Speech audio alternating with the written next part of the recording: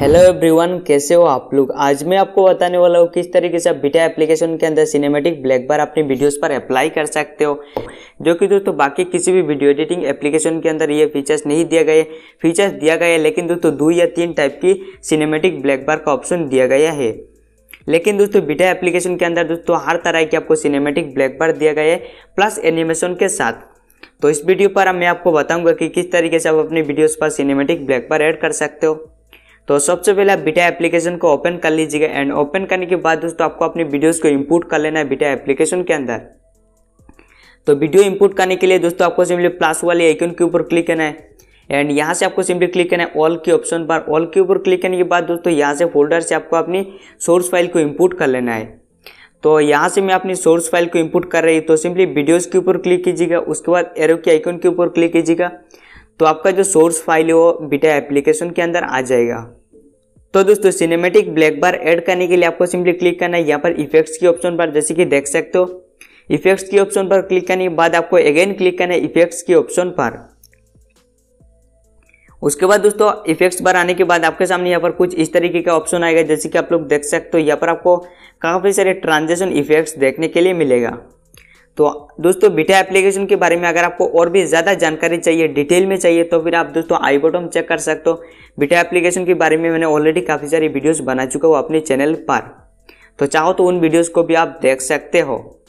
Alright, इस video पर दोस्तों हम सिर्फ बात करेंगे कि किस तरीके से आप अपनी वीडियोज़ पर सिनेमैटिक ब्लैक बार ऐड कर सकते हो।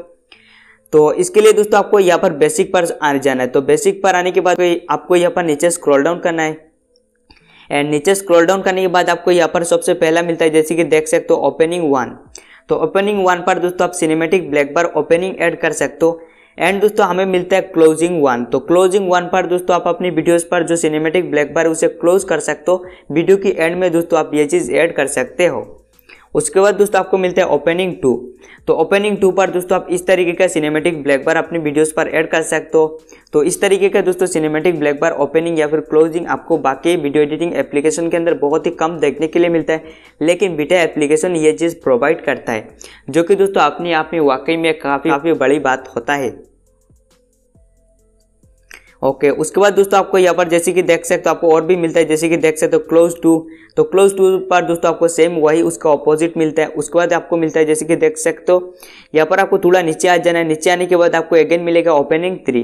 तो ओपनिंग 3 पर दोस्तों आपको कुछ इस तरीके का इफेक्ट मिलेगा, जैसे कि यहाँ पर इस तरीके का। इसके अलावा मिलता है एंडिंग 3। तो एंडिंग 3 पर दोस्तों आपको कुछ इस तरीके का एंडिंग 3 देखने के लिए मिलेगा। तो यहाँ पर आपको दोस्तों हर तरह की क्या ब्लैक बार देखने के लिए मिल जाएगा, जैसे कि आप लोग देख सकते हो।